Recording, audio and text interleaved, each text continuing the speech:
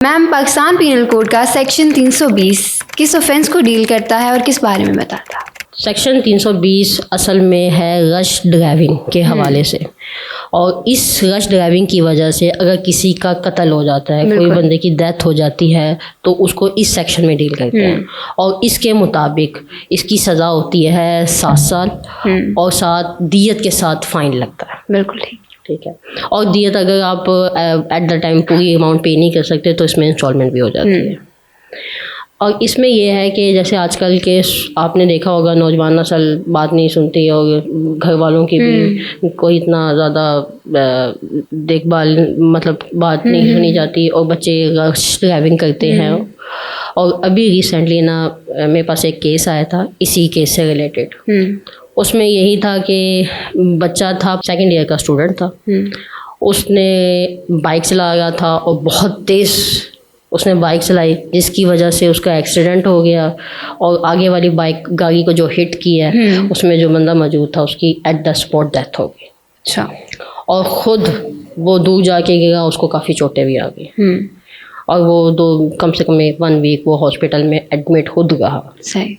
उसके बाद FIR लाजमी बात है कट गई, और उन्होंने वहाँ पे CCTV फुटेज अब तो हर जगह मौजूद है, वो उन्होंने केस में दी। इसमें फैक्ट्स और सर्कमस्टेंसेस सारी चीज़ें मौजूद होती हैं, उसके मुताबिक ही आगे सज़ा सुनाई जाती है। अब उसमें क्या हुआ कि जब उसको खुद वो हॉस्पिटलाइज हो गया, 1 वीक के लिए एडमिट हो गया, उसके बाद FIR कटी। FIR कटने के बाद उसको हमने प्री अरेस्ट बेल के लिए अप्लाई कर दिया। अब प्री अरेस्ट बेल क्या होती है कि एक बंदा बाहर है तो वो कोर्ट से प्ली लेके आता है कि हमें फ़िलहाल ज़मानत दे दी जाए। बिल्कुल। उसमें प्री अरेस्ट में दायर की, वो खारिज हो गई, नीचे से भी हो गई, फिर हाई कोर्ट गए, हाई कोर्ट से भी खारिज हो गई। ठीक। फिर बाद में उसको पुलिस ने अरेस्ट कर लिया। और पुलिस में अरेस्ट कर लिया, यहाँ तक कि जब वो आता था ना कोर्ट में प्री अरेस्ट बेल में, तो वो यूनिफॉर्म में ही होता था। लास्ट में वो कॉलेज जाता था, कॉलेज से आता था तो वो कोर्ट में ही पेश होता था। फिर उसके बाद पोस्ट अरेस्ट बेल दायर की, जब उसको अरेस्ट कर लिया। और पोस्ट अरेस्ट बेल में अरेस्ट करने के बाद नीचे से सेशन कोर्ट से उसकी बेल खारिज हो गई।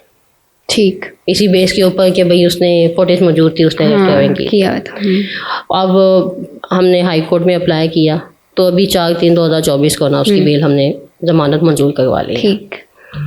अब ये ट्रायल स्टार्ट होगा और उसमें बाकी फैक्ट्स बताए जाएंगे कि उसकी कितनी गलती थी या कितनी नहीं थी। फिर उसके मुताबिक सज़ा होगी। 3 से 7 साल की सज़ा होगी, कम से कम। 3 से ज़्यादा की सज़ा होगी। अच्छा। और 7 साल तक सज़ा होगी। बिल्कुल ठीक। ठीक है। और दियत के मुताबिक इसमें फाइन चार्ज होगा।